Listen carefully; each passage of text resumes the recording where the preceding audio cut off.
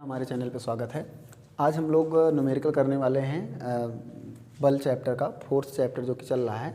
तो देखिए यहाँ पे आज हम 2-3 न्यूमेरिकल हल करेंगे। एक मैंने यहाँ लिखा है, a bullet of mass 10 gram is fired on a wall with velocity of 50 metre per second. It stops inside the wall at depth of 10 centimetre. Find the resistance offered by the wall. Hindi में समझते हैं, एक गोली है, bullet मतलब गोली, जिसका द्रव्यमान कितना है 10 ग्राम। एक गोली है 10 ग्राम की जो कि बंदूक से निकलती है और किस वेलोसिटी से, किस वेग से निकलती है 50 मीटर पर सेकेंड के। एक गोली बंदूक से चलाई जाती है जिसका द्रव्यमान कितना है 10 ग्राम और एक दीवार में जाके धंसती है किस वेलोसिटी से 50 मीटर पर सेकेंड के, 50 मीटर प्रति सेकेंड के वेग से जाती है। इट स्टॉप्स, ये जा करके दीवार में जब गोली धंसती है तो रुक जाएगी कितना, inside the wall eight A depth of 10 centimetre. जो गोली है वो 10 सेंटीमीटर चलने के बाद रुक जाती है। कोई गोली जब बुलेट गोली जा रही है दीवार में धंसी तो कितना दूर चलती है, 10 सेंटीमीटर चलने के बाद वो रुक जाती है। तो पूछा है find resistance offered by the wall. जो दीवार है वो कितना रजिस्टेंस लगाए, कितना बल लगाएगा। गोली दीवार के ऊपर बल लगाएगी और दीवार गोली के ऊपर क्रिया प्रतिक्रिया का बल लगेगा। तो वही बल ज्ञात करना है। रजिस्टेंस ऑफर्ड का मतलब यहाँ पे प्रतिरोध कितना लगेगा, मतलब वही बल कितना लगेगा। तो जो चीज़ें दिया है पहले हम लिख लेते हैं। सबसे पहले हम गिवन डाटा लिखेंगे, क्या क्या इसमें गिवन है। तो यहाँ पे पहले गोली का द्रव्यमान दिया है कितना 10 ग्राम। तो देखिए 10 ग्राम दिया है, अगर हम किलोग्राम में बदलेंगे तो इसको हम 1000 से भाग करेंगे। 10 डिवाइड बाई 1000, ये 1000 से क्यों, चूँकि ये ग्राम में है, किलोग्राम में बदलेंगे तो एक जीरो से एक जीरो कट जाएगा, बचेगा 1/100 और 1/100 का मान कितना आएगा 0.01 किलोग्राम। अगर हम 10 को 1000 से भाग करेंगे तो एक जीरो से एक जीरो कट जाएगा, 1/100, 1/100 का मतलब 0.01 किलोग्राम।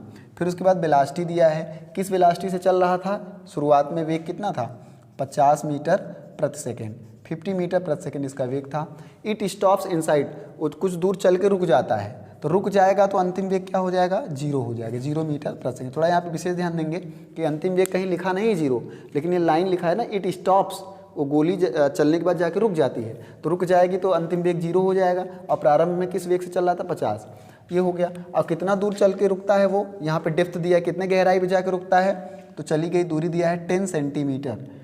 10 सेंटीमीटर दिया है, इसको भी हम कन्वर्ट करेंगे मीटर में तो 100 से भाग लगाएंगे तो यहाँ पे आएगा, एक जीरो से जीरो कट गया तो 0.1 मीटर।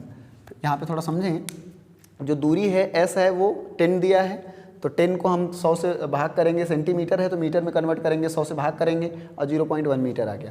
तो ये हमारा गिवन डाटा हो गया। क्या मास आ गया हमारा कितना, ये 0.01, u आ गया, v आ गया और चली गई दूरी आ गई 0.01। तो अब हमें f की वैल्यू निकालनी है। तो सबसे पहले हम इक्वेशन थर्ड लगाते हैं। हमें पता है v स्क्वायर बराबर u square plus 2as, v square बराबर u स्क्वायर प्लस 2as। अब यहाँ से अगर v की वैल्यू देखिए 0 है, चूँकि अंतिम में रुक जाता है गोली तो वेग 0, तो u का मान 0 का स्क्वायर, u का मान कितना दिया 50, इसका स्क्वायर, u का मान दिया ना 50 का square plus 2a into S की वैल्यू कितना है 0.1। तो यहाँ से अगर हम करेंगे तो ये 0 का स्क्वायर 0, 50 का स्क्वायर आ जाएगा 2500, प्लस अगर हम 0.2 का गुणा 0.1 में करेंगे तो आएगा 0.2 इंटू ए। थोड़ा फिर से एक बार देखेंगे, v की वैल्यू 0 है, u की वैल्यू 50 है, प्लस 2as, तो 2a की वैल्यू नहीं दिया, s की वैल्यू दिया है कितना 0.1। 10 दिया था लेकिन वो सेंटीमीटर को मीटर में कन्वर्ट किया, 0.1 आ गया। अब इसको उधर भेजिए तो चला जाएगा -2500 बराबर 0.2a।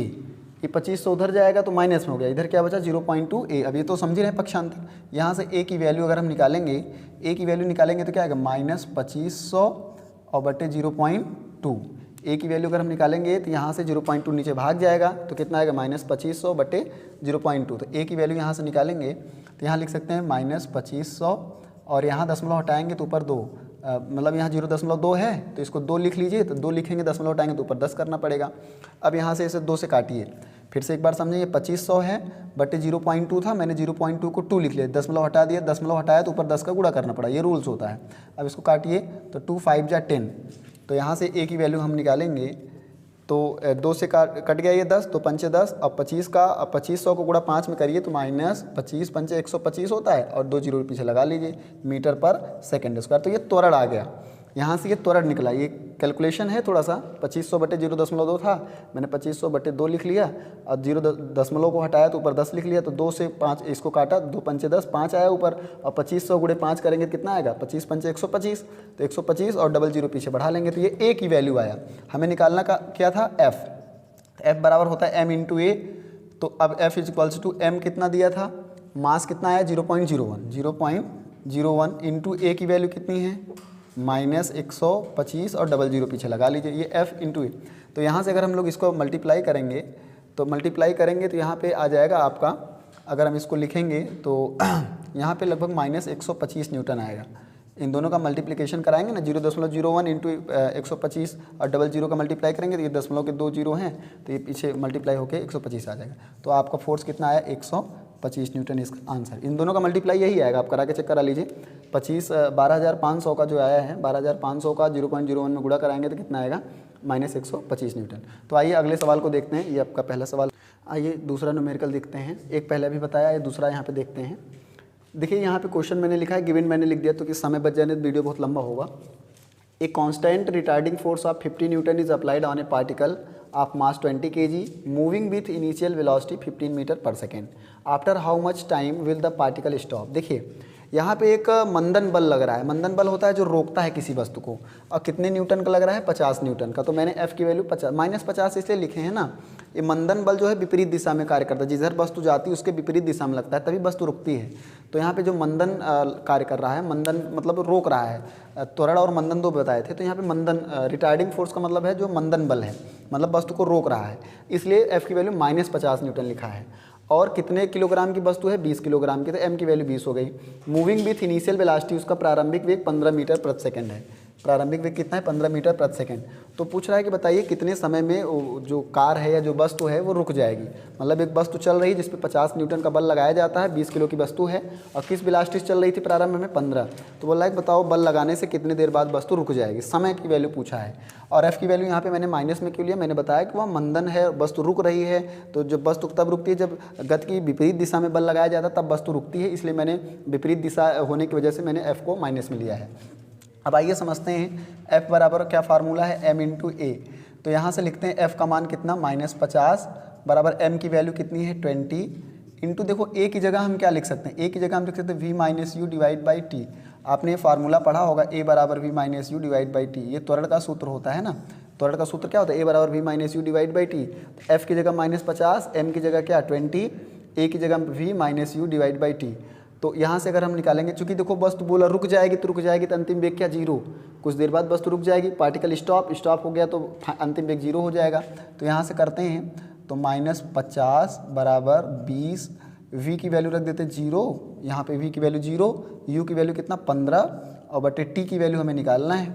एक बार देख लें, 50 हो गया, 20 लिख लिए, a की वैल्यू तो v minus you divide by T, तो v की वैल्यू कितनी है 0 और u की वैल्यू कितनी है 15, तो 0 - 15 बटे टी। अब यहाँ पे क्रॉस मल्टीप्लाई करा लेते हैं हम, या -50 इज इक्वल्स टू ये आया कितना 20 इंटू ये अंदर क्या बचा -15 और डिवाइड बाई क्या टी। 0 में से 15 गया तो -15 बचा, ये 20 लिख लिए, 0 में से 15 गया तो -15 और डिवाइड बाई टी।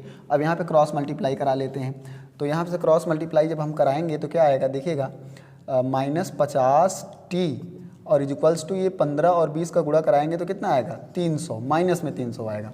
एक बार आप देखें, 50 का गुणा टी में क्रॉस मल्टीप्लाई होगा तो -50 टी और 20 गुणे 15 कितना आएगा -300, तो ये माइनस से माइनस कट जाएगा, तो टी इज इक्वल्स टू यहाँ से निकालेंगे तो 300 और बटे 50, माइनस से माइनस कट गया, टी का मान निकले 300 बटे 50, ये 0 से 0 कट गया और 5 छंगा 30, तो कितना आ गया आपका 6 सेकंड आपका राइट आंसर आ गया। तो 6 सेकंड बाद वस्तु क्या होगी रुक जाएगी, 6 सेकंड बाद आपकी वस्तु क्या होगी रुक जाएगी, ये इसका राइट आंसर। तो 2 न्यूमेरिकल हमने कराया, बाकी और भी न्यूमेरिकल अभी कराएंगे।